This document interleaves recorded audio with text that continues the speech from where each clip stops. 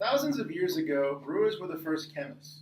That's why today we'll be talking about the chemistry of beer.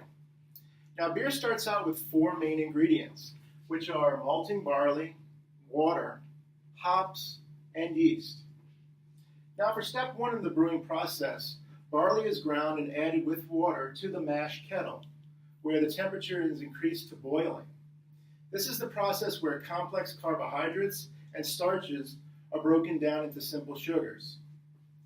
Now in step two, the malt and the water are added to the mash tun, where the proteins rest at 122 degrees.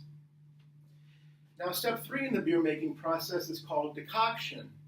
This is where the contents of the mash kettle are transferred into the mash tun, and the temperature is rapidly increased, killing enzymes and saving dextrins. Now decoction is the process of boiling down a compound in order to extract flavor. All right, so from the contents from the mash tun is going to be transported into the water tun, which brings us to our step four process. This is where we filter out the worts. The worts are just complex sugars extracted from the mash, and it's going to filter out those simple sugars and be transported to our brew kettle. Our brew kettle is going to be heated to 122 degrees, and we're going to add our hops in this step. So our hops are going to be heated, and it's going to open up those lupulin glands, which is going to release the alpha acids. The alpha acids are just these complex chemical structures that produces the bitterness we taste in our beer. So this step is the most important, I feel, because it allows the brewers to really get experimental in the flavor of the beer. Different hops can be added at this time, such as the bittering hops and the aroma hops. So it just changes the flavor, and they can extract, and depending on what they want to do, really change the flavor of the beer. So the longer that the hops are boiled, the more alpha acids are going to be released, which gives the beer a more bitter taste. Then a second batch of hops is going to be added, and this is just so we can extract those oils and add more flavor compounds to the beer. So from there, the contents from the brew kettle is going to be transported into the whirlpool. The whirlpool is going to allow the hop material from the beer to just decant. So it's going to decant the solution of the worts, the hops compound, and the other proteins found in the beer, and then transported into the next vessel. The next vessel in the brew making process is where the wort from the whirlpool was taken out and put into what's called a fermentation tank. The fermentation tank is where the brewers, they add air and they add yeast to the wort. What that does is that gives yeast a proper environment to live in. There are over 1,000. There are thousands of different kinds of yeast.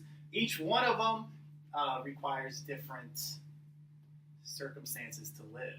Inside the fermentation tank, what happens is the yeast breaks down the simple sugars from the wort, and it turns it into alcohol. Of course, that's what gets you drunk when you drink beer. It also turns it into carbon dioxide.